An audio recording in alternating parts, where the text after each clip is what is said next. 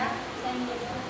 Nah, kami di sini ingin mewawancari Bapak sebagai pembina pramuka untuk mengikuti tes KN.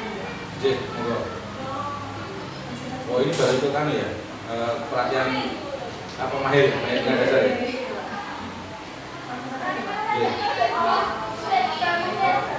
Kira-kira bagaimana strategi Bapak dalam membantu ini, khususnya dalam kehidupan pramuka, golongan kita itu untuk mencapai SKU dan SKK? Jadi kalau di sekolah khususnya yang di Gus depan saya ya, khususnya di Gus depan SMA Pemolong ini memang SKU dan SKK itu sebagai standar untuk nilai nanti yang akan muncul di rapor itu berdasarkan SKU dan SKK yang dicapai oleh adik-adik. Nah itu ya kita targetkan, jadi strateginya dalam setiap pertemuan itu kita memang menargetkan adik-adik itu bisa menyelesaikan, misalkan dalam dua pertemuan itu harus bisa menyelesaikan SKU dan SKK 5. Nah itu memang kita target, sehingga nanti sebelumnya ya otomatis kan adik-adik akan mempelajari lebih dahulu seperti itu. Oke, untuk selanjutnya langkah apa saja yang diambil untuk memotivasi anggota biar mereka lebih aktif dalam mencapai SKU maupun SKK? Kalau itu jelas, yang pertama di awal tahun pembelajaran itu memang sudah saya sampaikan kepada seluruh peserta didik. Jadi nanti dalam proses pemberian nilai di rapor, khususnya untuk nilai pramuka itu adalah berdasarkan salah satunya satu keaktifan, jadi kehadiran, yang kedua terkait dengan SKU dan SKK yang dicapai. Jadi sudah saya target, misalkan dalam kan totalnya ada 22 SKU. Itu jadi dalam satu semester itu harus bisa menyelesaikan minimal 11. Itu baru akan dia dapat nilai A. Nah, nanti kalau misalkan dapat 8 itu dia paling dapatnya B.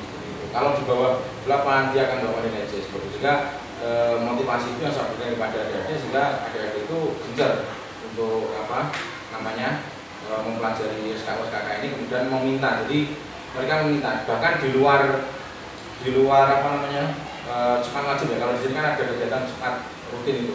Di luar kegiatan Jumat itu kadang menemui sendiri untuk minta dites. Baik Pak, untuk pertanyaan selanjutnya, bagaimana cara Bapak mengukur kemajuan peserta didik dalam mencapai percakapan yang diinginkan? Tentu kalau untuk mengukur seperti itu kan kita melihat progres ya. Jadi di awal itu kan pada saat kemah PTA, jadi penerimaan tambahan siswa baru itu, kita kan pasti akan melakukan, kalau seorang guru itu namanya tes diagnostik ya.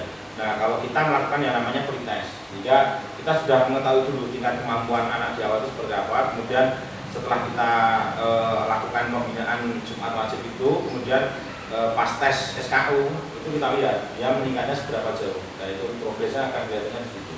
Selanjutnya, apakah ada hambatan tertentu yang sering muncul dalam pencapaian SKU dan SKK dan bagaimana solusinya?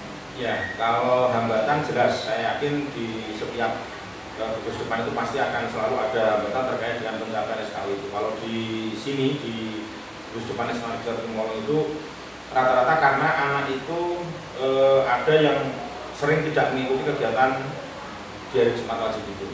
Jadi ada yang bolos, tidak ikut. Akhirnya kan targetnya tidak terpenuhi karena memang secara materi dia juga tidak ikut.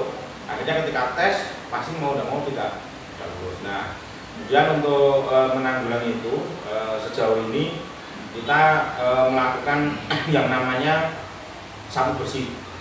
Jadi nanti di akhir periode, jadi mendekati penilaian akhir itu biasanya kita melakukan tes secara serentak. Jadi bagi siapa-siapa yang belum memenuhi target itu kita kumpulkan jadi satu, kemudian kita beri wadah khusus untuk melakukan tes di situ. Seperti itu.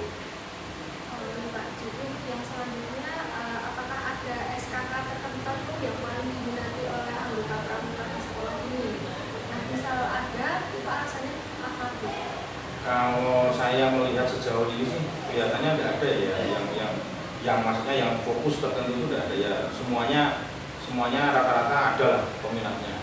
Jadi kalau dikatakan sangat populer atau yang paling diminati itu kelihatannya sama saja semuanya.